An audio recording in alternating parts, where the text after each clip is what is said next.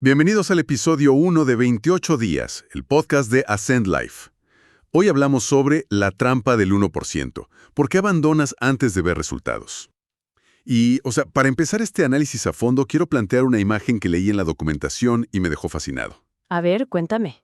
Imagina que todos los días, sin falta, vas y lanzas una moneda de oro al fondo de un pozo gigante. Un pozo oscuro, súper profundo. Y la lanzas, pero jamás llegas a escuchar el sonido de la moneda golpeando el agua. ¡Wow! ¡Qué frustrante! Exacto.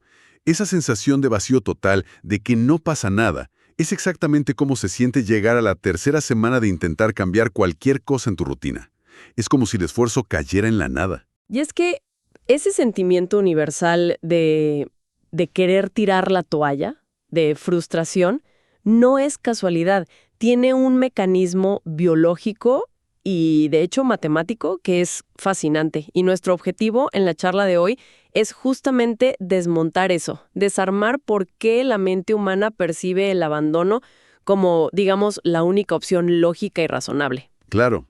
Especialmente cuando el éxito medible está a la vuelta de la esquina. Y es un patrón casi matemático, o sea, se repite calcado. Alguien dice, listo, voy a empezar el gimnasio 3 veces por semana, o voy a estudiar francés media hora diaria, o la clásica de voy a leer un libro antes de dormir en lugar de estar haciendo scroll en el celular. Sí, la clásica resolución de año nuevo, tal cual.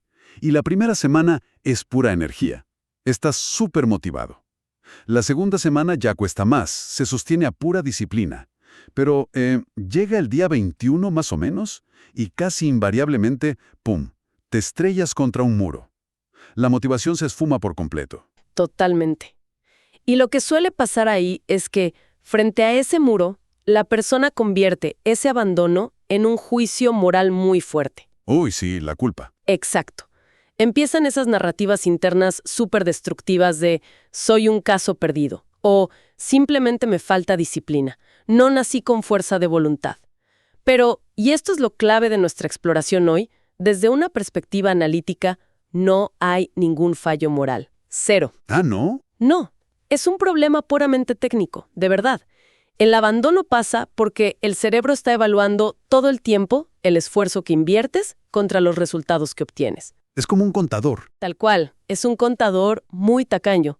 Si alguien invierte 3 semanas enteras de esfuerzo, de ir al gimnasio, de sudar, de sufrir, y luego se mira al espejo y, bueno, se ve exactamente igual. Que es lo que pasa siempre. O sea, en 3 semanas no ves nada. Claro, entonces la reacción automática de la mente es cortar la energía.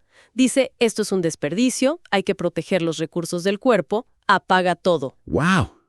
O sea, cambiar esa etiqueta de soy un flojo que no tiene carácter a tengo un fallo técnico en mi sistema es un alivio gigantesco. Yo me siento más tranquilo. Es que quita muchísimo peso de encima. Sí, y para entender por qué pasa ese cortocircuito, las fuentes nos llevan a mirar hacia el pasado, a cómo evolucionó nuestra especie y cómo lidiamos con el tiempo y las recompensas. Ese es el desajuste neurológico del que tanto se habla. El problema central entre nuestro cerebro prehistórico y la vida moderna. Ajá. Todo nuestro circuito de motivación funciona con dopamina, ¿verdad? Y ese sistema se forjó durante, cientos de miles de años en lo que los antropólogos llaman un entorno de retorno inmediato. O sea, todo pasaba en el momento.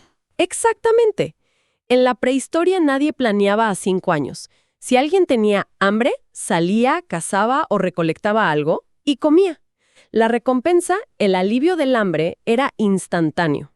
Y ahí el cerebro, boom, liberaba dopamina. Claro, o si hacía frío, prendías un fuego y ya, calentito en minutos. Tal cual. Acción y consecuencia estaban fusionadas, pasaban casi al mismo tiempo. Y la gratificación retrasada no servía para nada. O sea, un cavernícola no iba a decir, voy a ahorrar estas bayas para mi jubilación. No tiene sentido. 0 sentido te morías de hambre. Pero hoy la sociedad nos exige vivir en un entorno de retorno retardado. Todas esas metas increíbles que la gente se pone, tipo aprender a tocar el piano, lograr un cambio físico real o armar un portafolio de inversiones, son cosas que, tardan años en materializarse. Y el problema es que nuestro sistema operativo neuronal, que como dijimos sigue siendo prehistórico, no entiende de años. No está calibrado para valorar una recompensa que va a llegar en la próxima década. Es de locos. Sí, entonces, cuando haces un esfuerzo diario y no hay un dividendo a corto plazo, el sistema de dopamina hace huelga. Al ver que no hay resultados inmediatos, la mente primitiva decreta que esa actividad es una pérdida de energía. Suena la alarma de peligro, estamos gastando calorías en vano, y sabotea la motivación. Literalmente te quita las ganas para salvarte la vida, o bueno, lo que el cerebro cree que es salvarte la vida. Exacto. Y esta ceguera temporal nos lleva a una analogía que menciona James Clear en Hábitos Atómicos, que me parece brillante para visualizar este fenómeno. ¿La del cubo de hielo? No, es buenísima. Sí, esa misma. O sea, imagínate una habitación sellada, una cámara frigorífica. El termostato está en -10 °C. Y justo en medio, sobre una mesa, hay un cubo de hielo. Un escenario que está completamente congelado y necesitas energía externa para alterar eso. Exacto. Entonces alguien entra a la habitación y empieza a meterle calor, a esforzarse.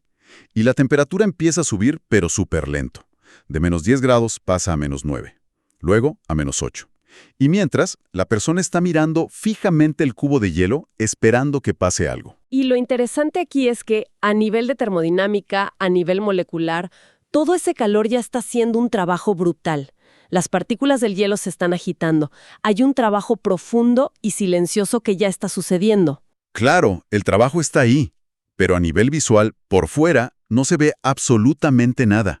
Y la persona sigue sudando, metiendo esfuerzo, la temperatura llega a -7, a -4, a -1, y el cubo de hielo sigue ahí, igual de duro, sólido, idéntico al primer día. Es la frustración máxima. Sí, cualquiera que vea eso desde afuera, sin saber de ciencia, diría, o sea, todo este esfuerzo de calentar la sala no sirvió para nada, es tiempo perdido. Pero de repente, el termómetro marca los 0 °C, y en ese microsegundo, el hielo se rompe y empieza a derretirse, fluye el agua. Y fíjate que la ciencia tiene un término exacto para eso. Le llaman calor latente. Es la energía oculta que requiere un proceso antes de que se haga visible. Calor latente, me encanta. Y en psicología del comportamiento esto se traduce a la meseta del potencial latente. La lección enorme aquí es que todo el trabajo de los primeros 9 grados bajo cero no se tiró a la basura, se estuvo acumulando. Esa energía invisible era indispensable para que el hielo se derritiera después. Totalmente. Si lo llevamos a la vida real, esa meseta es como la semana 2 de salir a correr. Te duelen las piernas, te queman los pulmones, te subes a la báscula y pesas exactamente lo mismo. El esfuerzo lo estás poniendo, pero el hielo todavía no quiere ceder. Y esa etapa plana donde el hielo no se derrite, o sea, no es solo una metáfora para sentirnos bien y motivados. Hay una matemática súper estricta detrás de esto. En el mundo de la productividad le dicen la regla del 37X. Ajá, es un concepto que cruza el interés compuesto de las finanzas con el comportamiento humano. Básicamente la fórmula dice que si logras mejorar un simple 1% diario en algo, durante un año entero, el efecto acumulativo de esa minúscula ventaja te hace 37 veces mejor al terminar el año. Suena increíble, o sea, es una promesa que en papel es irrefutable, las matemáticas no mienten. Pero hay un obstáculo perceptivo gigante que arruina todo esto para la mayoría de la gente. Porque nuestra mente no funciona así. Exacto. Biológicamente, la mente humana piensa en líneas rectas. Si yo pongo esfuerzo hoy, espero ver un resultado proporcional hoy. Es una línea recta y constante. Pero el crecimiento personal no es lineal, opera en curvas exponenciales. Al principio, la ganancia es tan pequeña que es indetectable. Si tú dibujas un gráfico con el esfuerzo de los primeros meses, la línea de resultados es completamente plana. Es un páramo, o sea, desolador. Todo el crecimiento multiplicador ocurre de forma explosiva, pero hacia el final de la curva. Y cruzar toda esa inmensa parte plana del gráfico, esa zona donde sufres y no ves absolutamente nada de progreso, requiere muchísimo más que motivación. La motivación se acaba en 2 días. Requiere un andamiaje sólido. Y justo a propósito de construir esos apoyos para no rendirse en el desierto, puedes probar gratis el reto de 28 días en ascens.life. Link en la descripción. Porque de verdad, sin estructura, el cerebro te regresa a los viejos hábitos. Es que la fricción psicológica de estar en esa meseta plana es tremenda. De hecho, en la investigación sobre hábitos hay un caso de estudio que me parece súper revelador sobre este sufrimiento inicial. Ah, el del lector, ¿verdad? Ese mismo. Trata de una persona que se puso una meta tan, pero tan pequeña que parecía una broma. Se propuso leer estrictamente 20 minutos diarios, ni un segundo más. Lo loco de esa regla de los 20 minutos es que hasta ofende, ¿no? O sea, al ego no le gusta. Uno quiere leerse una biblioteca entera en un fin de semana o terminar un libro gigante en 3 días. 20 minutos suena que no estás haciendo nada. Y ese es el perfeccionismo tóxico, el síndrome del todo o nada. La mente prefiere fantasear con que vas a leer 3 horas un domingo, cosa que nunca pasa, en lugar de aceptar el progreso modesto, pero real. Tal cual. El caso detalla que, para este sujeto, los primeros 2 meses fueron una agonía total, una fricción mental horrible. Leía súper lento, se distraía con cualquier mosca y tenía esta voz en la cabeza diciéndole: «Oye, 20 minutos no sirven de nada, ¿para qué lo haces?». Estuvo a nada de abandonar por completo como 3 veces. Es el peso de la meseta del potencial latente aplastándolo. Pero lo impresionante de esta historia es el poder brutal de simplemente ser terco, de obstinarse. Porque atravesar toda esa duda, aunque parezca inútil, termina activando esa curva exponencial de la que hablábamos. Al terminar el primer año, esos 20 minutos forzados se convirtieron en 14 libros leídos. ¿Nada mal? Y en el segundo año, la eficiencia del cerebro mejoró tanto que llegó a 34 libros. Pero el reporte se pone realmente asombroso en el tercer año. Ahí el individuo llega a un punto de inflexión donde, si por alguna razón no leía un día, sentía un malestar físico, una incomodidad real. ¡Guau! El hábito había pasado de ser un esfuerzo consciente a instalarse en las estructuras más profundas de su cerebro. Se volvió parte de su identidad. Ya no era una persona que está intentando leer, era indiscutiblemente un lector. Cruzar ese valle plano fue básicamente un acto de fe ciega en la matemática. Un salto de fe que dio unos frutos increíbles. Pero a ver, yo creo que aquí tenemos que hacer una pausa y ponernos críticos con esta premisa del 1%. O sea, suena muy bonito, pero es peligroso asumir que esta fórmula mágica para leer libros o correr sirva para cualquier tipo de decisión compleja en la vida. ¿De verdad el crecimiento marginal sirve para todo? No, y el pensamiento analítico nos obliga a ver las fallas en esto. La crítica más fuerte a la teoría de Clear es que es impecable para cosas acumulativas, repetitivas y de bajo riesgo, como aprender a programar, tocar el piano, comer menos azúcar. Ahí el 1% es rey. Claro. Pero el modelo se cae a pedazos cuando hablamos de decisiones de alta intensidad y baja frecuencia. Decisiones vitales. Es como si tuvieras que cruzar un abismo de 100 metros y alguien te dice, tranquilo, da pequeños pasos del 1% todos los días. O sea, eso funciona en un terreno plano, pero si estás al borde de un precipicio, dar un paso del 1% es un suicidio, te caes al vacío. Un abismo te pide un salto único y explosivo. ¡Qué buena analogía! Es exactamente eso. Si estás frente a una decisión drástica, como renunciar a un trabajo tóxico o divorciarte después de 15 años, o irte a vivir a otro continente, aplicar la matemática de los hábitos es absurdo. No puedes renunciar un 1% a tu trabajo. Exacto, o intentar terminar una relación siendo un 1% más frío cada día.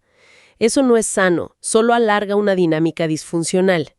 Esas decisiones son binarias. ¿Las haces o no las haces? Y confundir estos dos escenarios es un error que mucha gente comete. Y, rascando un poco más en esas fallas conceptuales, hay otro tema donde el enfoque de los hábitos se queda corto. El problema de la identidad humana. El clásico dilema del huevo y la gallina. Porque la teoría clásica dice, repite una acción muchas veces y tu identidad va a cambiar. O sea, corre todos los días y eventualmente tu mente se va a creer que eres un atleta. Sí, y eso funciona en mentes que no tienen bloqueos profundos. Pero cuando hay un historial de trauma o creencias limitantes muy, muy arraigadas, la psicología clínica nos dice que la ecuación se invierte. ¿Cómo así? La identidad profunda tiene que cambiar primero, antes de que el hábito pueda sostenerse, por culpa de la disonancia cognitiva. Claro, la disonancia cognitiva es brutal. Pensemos en, alguien que creció en un ambiente con mucha carencia afectiva y aprendió que descansar es de mediocres, que es una debilidad moral y que su único valor como persona es producir y trabajar sin parar. Ajá. Si esa persona intenta usar estos trucos superficiales para crear el hábito de dormir 8 horas, se compra unas cortinas súper oscuras, usa un antifaz, pone alarmas para ir a la cama. Se va a estrellar contra una pared de concreto. Va a fracasar rotundamente, porque dormir esas 8 horas atenta contra quien cree que es. Para su mente, dormir no es descansar, es traicionar el sistema de creencias que lo ha mantenido a salvo toda su vida. Es como si el cerebro dijera, peligro, estamos siendo unos flojos. Totalmente. Ante ese peligro, el cerebro va a inventar unas tácticas de autosabotaje brillantísimas para destruir el hábito de dormir y volver a la ansiedad y al trabajo excesivo, porque así recupera su identidad productiva. Y frente a un bloqueo de ese tamaño, no hay calendario ni truco del 1% que te salve. Tienes que ir a la terapia a curar la herida original primero. Es un choque de realidad bastante duro. Pero volviendo a donde esta matemática sí funciona, en las rutinas de mejora personal, nos queda el misterio del primer impulso. Si ya sabemos que el cerebro cavernícola odia gastar energía sin recompensa rápida, ¿cómo demonios hackeamos nuestra biología para arrancar y pasar esa meseta? Bueno, para hackear esa resistencia inicial, las fuentes introducen el trabajo de Stephen Weiss y sus famosos mini hábitos. Si Clear nos da la física del por qué debemos ser consistentes, Weiss nos da la ingeniería práctica para sobrevivir al día a día, y su tesis es súper provocadora. Él dice que el problema no es que nos falte disciplina, ni siquiera que nos pongamos metas inalcanzables. El verdadero problema es que, para el cerebro primitivo que ahorra calorías, nuestros objetivos normales siguen siendo gigantes. Exacto. El cerebro es como un administrador financiero obsesionado con no gastar nada.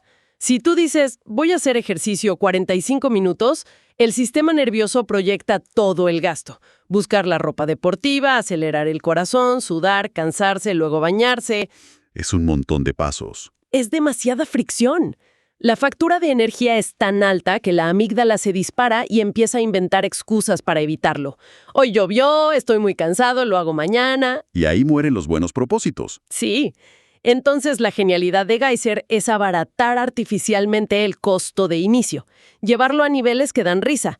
Él propone que tu meta sea, por ejemplo, hacer una sola lagartija al día. Una. Claro, porque ante una sola lagartija, el cálculo de calorías del cerebro es tan mínimo que no encuentra ni una sola razón biológica para resistirse. La fricción baja literalmente a cero. Es un costo tan patéticamente bajo que hasta te da vergüenza decir que no pudiste hacerlo. Y la magia neuronal pasa justo cuando rompes esa inercia. Porque una vez que ya estás en el piso y ya hiciste una flexión, la inercia de tu cuerpo cambió. Ya estás ahí. Exacto. Hacer la segunda, la quinta o la décima ya te sale energéticamente gratis, porque el gasto de fuerza de voluntad ya lo usaste solo en salir del sofá. Es usar la inercia a tu favor para engañar a la impaciencia del cerebro. Y para llevar todo esto, que suena muy teórico, a algo que la gente pueda hacer hoy mismo, las fuentes nos proponen un experimento de choque para los próximos 7 días. Es un reto con reglas bastante draconianas, hay que decirlo. Está diseñado para aislar lo que realmente importa. La primera regla es brutal. Tienes que elegir un solo hábito. 1. Nada de listas infinitas para cambiar toda tu vida. Solo uno. Y la segunda regla es que ese hábito tiene que ser microscópico, súper enano. Si querías meditar media hora todas las mañanas, olvídate. El ejercicio oficial es sentarte en una silla en silencio durante 60 segundos. Si querías leer un capítulo, lo bajas a leer 2 párrafos. Y la tercera regla, que a la gente obsesionada con el rendimiento le va a costar muchísimo, es que está prohibido progresar. 0 progreso. Durante estos 7 días, no puedes incrementar el esfuerzo intencionalmente. No se trata de mejorar, ni de leer más, ni de sacar músculo. El único y sagrado propósito es forjar la conexión neuronal. La meta es, simplemente, no romper la cadena. Y para materializar esa cadena, la cuarta regla nos saca de las pantallas. El registro tiene que ser analógico. Tienes que marcar el hábito cumplido haciendo una X gigante con un plumón en un calendario de papel. O sea, nada de apps de productividad ni alarmas en el celular. No, porque agarrar el celular implica fricción digital. Te metes a poner la palomita y terminas media hora en redes sociales. Totalmente. En cambio, agarrar un marcador y trazar la X en papel te da una pequeña inyección de dopamina. táctil y visual al instante. Y la quinta regla, que es mi favorita porque es la red de seguridad para cuando la vida se vuelve un caos, es la versión de emergencia extrema. Ah, sí, porque siempre pasa que el plan perfecto se arruina. Totalmente. Hay días donde tienes una crisis en el trabajo, te enfermas o estás mentalmente destruido. En esos escenarios, hasta sentarte 60 segundos a meditar es imposible. Sí, no hay cabeza para eso. Bueno, el sistema te permite comprimir el hábito al absurdo máximo. Por ejemplo, si tu hábito era meditar, la versión de emergencia es caminar hasta el cojín, tocarlo con la mano y volverte a la cama. O abrir el libro, leer una sola frase y cerrarlo. Y con ese acto simbólico, que parece una tontería, te ganas el derecho de poner la X en tu calendario. Y lo valioso de esto no es el trabajo que hiciste, que obviamente es casi nulo, sino que estás protegiendo tu identidad. Al poner esa X en el peor día de tu semana, la narrativa interna de «soy alguien que cumple y aparece todos los días» se mantiene intacta. La cadena sobrevive para luchar otro día. Exacto, es una reingeniería mental total. Priorizar la supervivencia del hábito por encima de la intensidad. Es como construir raíces fuertes antes de exigir que el árbol dé frutos. Y bueno, viendo todo este análisis en retrospectiva, desde los cavernícolas y la dopamina, pasando por el hielo congelado, hasta tocar un cojín de meditación para no sentir culpa, creo que todas estas piezas nos llevan a un solo principio fundamental sobre el cambio humano. Se resume en una frase que es inapelable. No te elevas al nivel de tus metas, caes al nivel de tus sistemas. Es probablemente la verdad más descarnada sobre el desarrollo personal. Sí. Porque la diferencia entre los que logran transformarse y los que fracasan crónicamente no es el tamaño de sus metas. Todos tenemos las mismas metas. Todos queremos salud, dinero y estabilidad emocional. Claro, la meta es solo un puntito dibujado en un mapa. No hace nada por sí sola. Lo que define tu destino son esos engranajes microscópicos y diarios, la rutina aburrida y constante. Cuando la motivación desaparece y la meseta del potencial latente te hace creer que nada avanza, el sistema es tu único paracaídas para no estrellarte. Y esto nos obliga a mirar nuestros fracasos pasados con otros ojos, como un pensamiento final para dejar resonando. Si tienes un proyecto estancado, un idioma que no terminas de aprender, o un cambio en tu cuerpo que no se ve por ningún lado, quizás, solo quizás, esa falta de resultados no significa que hayas fracasado. A lo mejor, todo ese esfuerzo invisible y doloroso que estás haciendo son solo esos 9 grados bajo cero. Es pura energía acumulándose en silencio, calentando el sistema por dentro, esperando el instante exacto para que el hielo, por fin, se rompa y todo empiece a fluir. Reconocer esa fuerza invisible lo cambia todo. Pasas de una impaciencia desesperada a una espera muy estratégica. Totalmente. Y con esta nueva perspectiva sobre el poder de ser paciente en silencio, cerramos nuestra exploración de hoy. Ascens.life, link en la descripción.